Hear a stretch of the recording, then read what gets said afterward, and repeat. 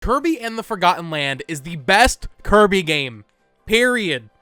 Let's talk about it, guys. Hello there, everyone. Welcome back to the channel. My name is Botox Media. Today, we're going to be reviewing Kirby and the Forgotten Land. I did my initial kind of impressions video right when I had, I think, first beaten the game. But that was before I did all the arena and all the post-game stuff. So I'm going to do this full review now that I have 100% completion on my file. Now, before we get into it proper, though, I just want to say thank you so much for all the support on this channel recently. We just hit 2,000 subscribers when I'm recording this. By the time it goes live, we may be at 2,100, probably, maybe, depending on when I post this. So, thank you so much from the bottom of my heart. It is crazy to see how fast this channel has grown. A month and a half ago, I had like 100 subscribers, and, you know, I wasn't monetized or anything, so I very much appreciate it. Thank you so much. But let's get into this and talk about Kirby and the Forgotten Land, because listen, this is probably the last Kirby video I'll make for a while. Although I am actually playing Return of the Dreamland for the first time. I may end up making a video on that. I always got to say my history with Kirby. Up until this channel blew up, you know. Up until this channel started getting traction, I had played Kirby games. I hadn't played the mainline ones, though. In my little pea brain, I was like, oh, Rainbow Curse, that was a lot of fun on Wii U. I like that game. Oh, I like Epic Yarn. I hadn't played the main ones other than Star Allies. So starting with Star Allies was a bad decision because it put this perception in my mind that 2D Kirby was bad. So I didn't want to play 2D Kirby. Then I played the 3DS games and I was like, oh, these are great. I've been missing out on Kirby. And now I'm playing Return to Dreamland, and that's great.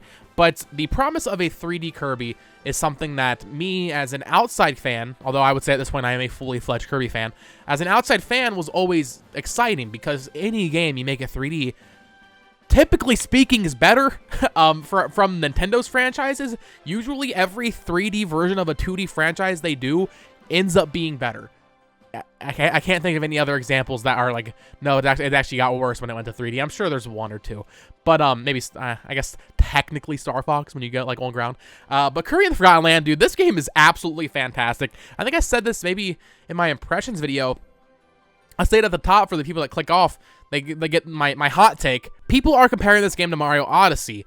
That's fair with the mouthful mode and stuff. I think it's a lot more akin to 3D World, and I think this game clears 3D World. I think initially I was like, oh, I think they're pretty equal.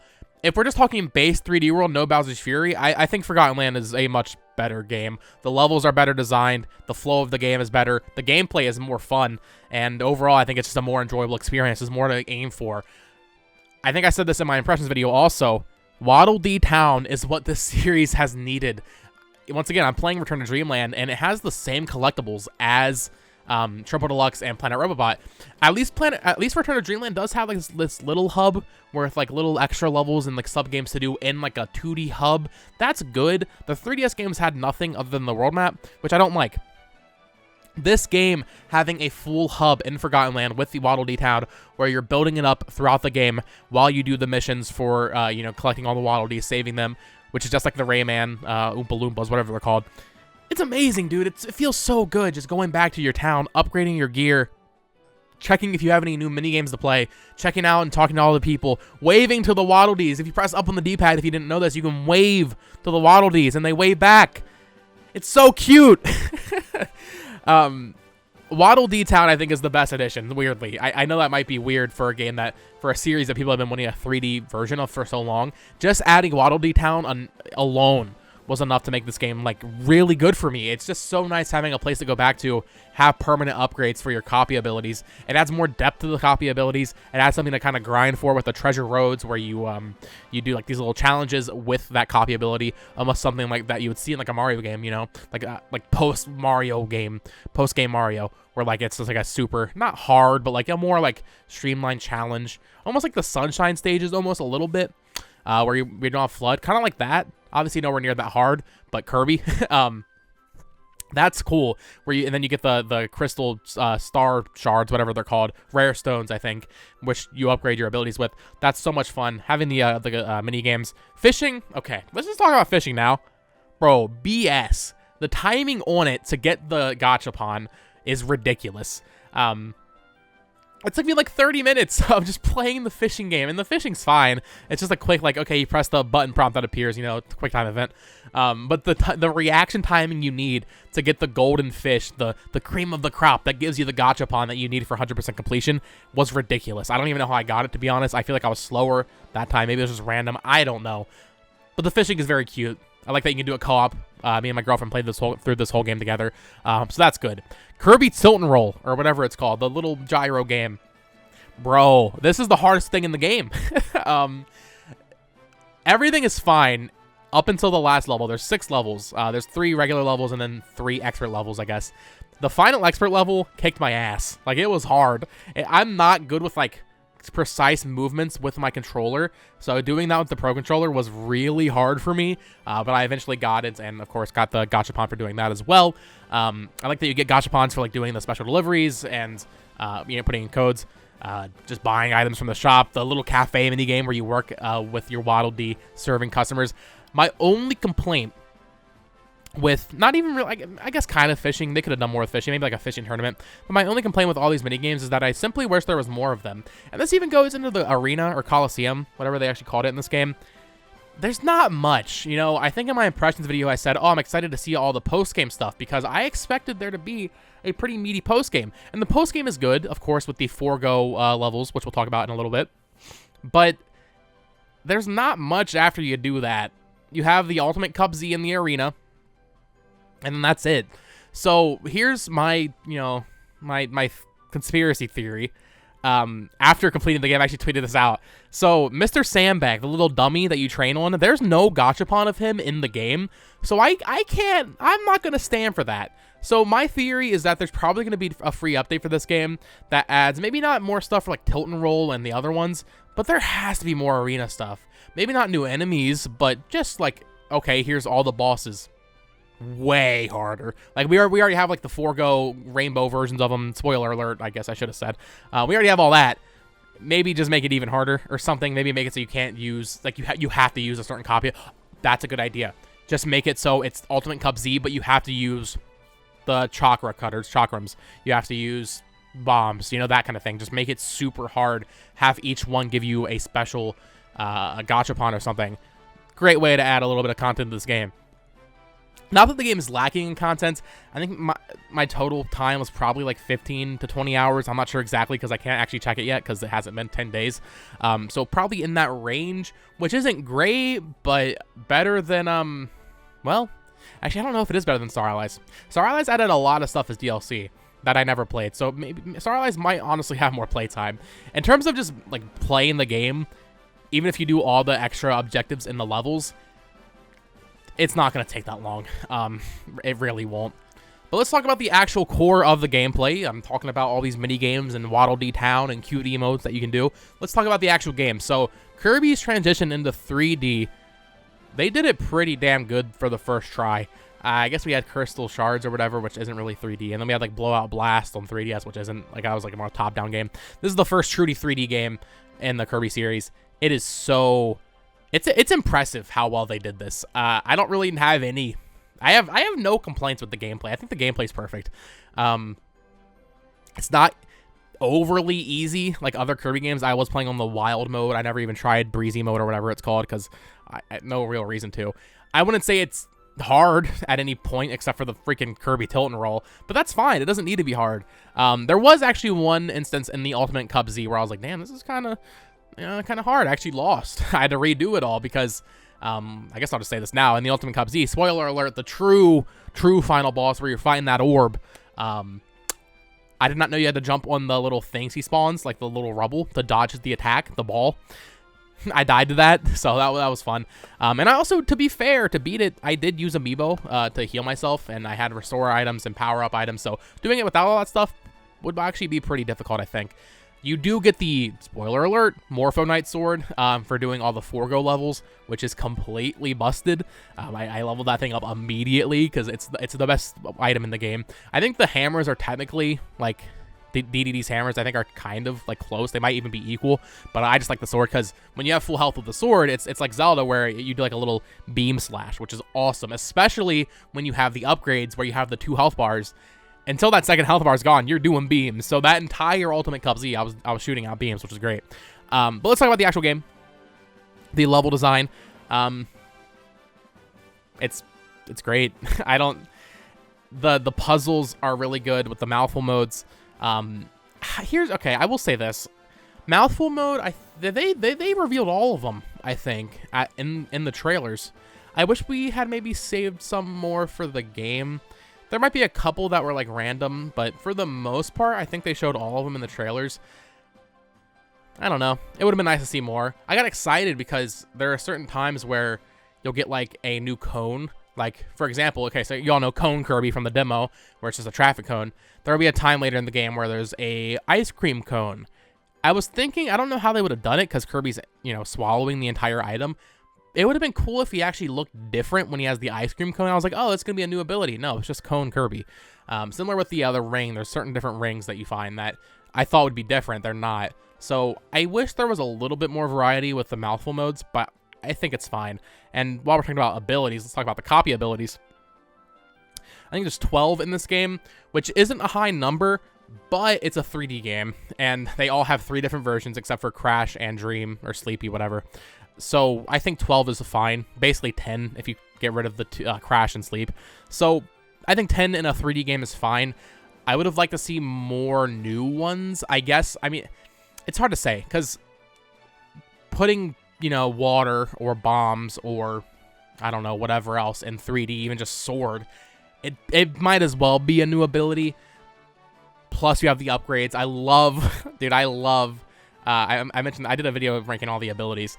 I love Blunderbuss Kirby, Ranger, I think it's Noble Ranger Kirby. That is awesome. I almost wish that was the final upgrade for that, because Space Ranger's cool and all, but Noble Ranger looks sick. I also love the first upgrade for the sword, the Gigant Edge upgrade, where he looks like a monster hunter. It's so good. He has the huge sword. I love that. So yeah, I think the number of copy abilities is fine. I just maybe wish there was some more ones. I don't know. Or more new ones, I should say. But yeah, Blunderbuss is great. Morpho Knight Sword is obviously completely broken. I really like the Crystal Needle one. See, yeah, like I said, here's the thing. Like, being in 3D, it completely adds new context. I'm playing Return to Dreamland right now, and the Needle one sucks. You can stick to the wall still, but you can't really roll around. You can, like, speed dash, like the wheel yo-yo one, but you can't roll around in a big spike ball and like gather enemies like you're playing Katamari Damacy. In this game, you can, and that's awesome. And then like there's like a windy area you can like, you know, inch your way through it. The abilities are good, and the use of abilities in the actual overworld, they did a pretty good job of integrating them as well. I was thinking maybe they wouldn't do that because of the mouthful modes. I thought maybe the mouthful modes would be the things that you need to interact with the environment, and for a lot of it is. But there's a lot of stuff where it's like, oh, you need ice for this burning log that you need to cool off, or you need a sword or the chakrams to cut a wire and knock something down. But it's not annoying. It's not like, oh, I need to go back to another level and get that ability. Normally, you can just backtrack like 5 steps and get that ability, so that's fine. I do want to talk about the objectives, though, for saving the Waddle Dees. There are certain ones that I think are a little BS. I have no issue replaying the game. I obviously did, because I 100%ed it, and that required playing through a lot of levels twice, because you don't see all the objectives until after you clear so many of them. So if you miss some, there'll still be question marks, and then you have to do it again, and then you'll see it. After you beat it, they should have just made it so that you see every objective, no matter what.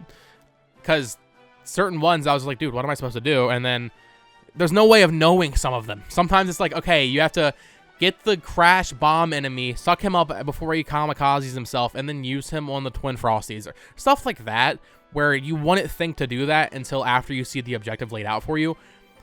It's fine. It gets you to replay the level. Some of them I think are just a little stupid. Or the thing I hated the most, I hated this. They did no damage ones. Specifically, I think it might be in the 4th world, the snow world, I think it is. There's like this gauntlet where you're fighting all like the mini bosses. So the Twin Frosties, Florina or whatever, Gigant Edge, and Bonkers. You're fighting all of them in a row, one by one. That's the entire level. Twin Frosties is at the end. And Twin Frosties is the one you have to defeat with no damage. That's stupid. Because I had to replay that thing 3 times because I accidentally got hit twice. I was like, okay, this is annoying. So any no damage stuff they should have put at the front, or preferably just not had in levels where it's like a progression level. For the boss fights, every like major boss fight stage had a no damage run, which is great. I like that. I'm trying to think, what was the hardest one for me? Silly Dillo was really hard at first, but then after I did it no damage, I've never taken damage on him since in the Ultimate Cups or in the Forgo Land stuff. I don't know what it was doing it at first. It's always that pressure, right? It's the pressure of knowing I have to do it without taking damage that makes me take damage. Once I don't have to do it, it's easy, you know, once it's trivial, once I don't need to. So the objectives are good. I like the objective. I love, like, I think it's in the desert world. There's like this hidden oasis, and it's just like, get sleepy by the secret pool. Stuff like that is great. I just wish some of them were maybe not so, like, okay, you're going to replay the level, you know, basically forcing you to replay it, and maybe even just have it so they tell you all of them. But if they told you all of them immediately, I guess it would kind of, I don't know, ruin the surprise on some of them, so I don't know. But I like the objectives. I like saving the little Waddle Dees, very Rayman. What are the things called in Rayman? I don't know. That new cartoon looks terrible. Let's go and talk about Forgo. So this is the post-game. After you beat the game, after you defeat Elfilin, I always get the name messed up. I think it's Elfilin, the green piece of crap that everybody predicted correctly. To be fair, okay, so the discourse on Twitter was like, oh, people are saying this cute Kirby friend is going to end up being a villain. Technically not wrong. Elfilin was fine, but it got like mutated, or there was some lab stuff going on, and it became true Elfilin, and then that was the final boss. After you do that, you get the post game, and then you have to go save Leongar, the leader of the Beast Pack. I get it, it's Kirby. You gotta save everybody. There can't be a single true enemy. You know, King Dedede is a good guy, so that was fine. So throughout this, you're playing through. It's one level per world, so there's what, I guess 6 levels, and you're basically re-piecing his soul together. What they did was they took little bits and pieces of every level within those worlds and mashed them all together into one level. It's fine. I don't think it's the best post game, but it's fine. It was fun. It was fun seeing all the bosses again. Getting all the souls was not really hard. It was just a little annoying. We didn't miss any except for the first world because we didn't really know what we were going for. We had to like kind of familiarize ourselves with like, okay, what's like their strategy for hiding these around the level. There was one that you had to like hop up super high to get, and I was like, oh, okay, well, no wonder we didn't get that. And replaying those, they're like 15-20 minutes, so that was kind of annoying. But after that, we made damn sure not to miss another one after that. But then after all that, you get to do the true final boss with true Elfilin, when it's like red and white. And I guess I can talk about the plot a little bit. Kirby games always have crazy lore and stuff. Listen, I know I need to go into the gachapons and really like look into them and like read some stuff about these characters. Bro, freaking this is awesome. The moment you get to that final world, the final boss fight, where you go and meet Leongar for the first time, and you hear like the human voice talking about this facility, that was sick. I need to like brush up on my knowledge more and like read the lore, because I'm sure there's a lot more that like that can be found in the gachapon descriptions. But yeah, you fight Leongar, then Elfilin gets taken and it transforms, and then it's literally just, I think it's Birkin from Resident Evil, where it's chasing you down the hallway like this big amorphous blob. That's sick. I like that a lot. And then you go into the rooftop and you fight true Elfilin, and then in Ultimate Cup Z you fight the orb after that. Big Rigs Kirby, sick. It was funny because you know people on Twitter could do like the no context spoilers for things. I kind of hate that trend, because no context spoilers for Kirby and the Forgotten Land, and then you see a picture of the Big Rigs box art. Bro, what else could that be referring to? We know there's car mouthful mode, Kirby. Obviously, that would be referring to that. So those, don't be one of those people that does the no context spoilers. Sometimes they can be funny. Other times, it's just like, bro, that's just a clear spoiler for anyone that has any knowledge of how this game is going to work. I had already beaten the game when I saw that. I was like, man, you know. But yeah, being Big Rigs Kirby is awesome at the end. I also do want to talk about the co-op real quick. I guess I should have put this with the copy abilities and abilities and all that. So I played this whole thing with my girlfriend. Co-op, I wish they had done a little bit more for the second player. They basically are useless. They get upgraded attack based on what copy ability you're using, I believe, but it's still not enough. Waddle Dee's, it's Bandana D, sorry. I can't offend Waddle Dee by calling him Bandana D, or got that backwards, but I wish maybe it would have been a little broken if they could have just been another colored Kirby, but I don't know. Being Waddle Dee, she had fun with the game. She enjoyed the game. let her just use the copy abilities. You know, not giving any upgrades to Waddle Dee I think is really lame. They did maybe not make it so you can be a different color Kirby. Give Waddle Dee upgrades. Give him a better spear. Give him something. His attacks are fine. He has like the trajectory where he throws the spear. That's fine. I like the little like rain down he does when you charge it up and you know he's throwing spears everywhere. It's cool. I'm glad there's co-op in this game to begin with. They didn't need to add it. I just wish since they did add it, if you know, it would have been nice to see some upgrades for Waddle Dee in this game. Bandana Dee, sorry. But yeah, I think that's all I really have to say about this game. It is incredible. The Ultimate Cup Z is fun. The arena's fun. I just want more. I hope there's DLC for this game that adds more gachapons to collect, adds more stuff to do in the hub, more Coliseum, more tilt and roll Kirby, more fishing, that stuff. I doubt they'll add more levels, and that's fine because there's already enough content in the game. There's 6 worlds. So yeah, Kirby in the Forgotten Land, not my game of the year probably because Pokemon Legends Arceus right back there was really damn good. But any other year, it would be my game of the year right now, which is really crazy because before this past month, I was not really a Kirby fan. So let me know what you guys think of Kirby in the Forgotten Land down in the comments below. Are you enjoying the game? Are you still trudging along through it? And of course, if you enjoyed this video, please do not hesitate to share it around, subscribe, like it, all that fun stuff. Join our Discord down in the description below. We got a lot of 3DS and Wii U people in there, maybe some Kirby people. You know how it is. And yeah, I will probably do a review for Return to Dreamland. Maybe we'll see. I'm like on World 3, so we'll see how that goes. But until next time, guys, bye-bye.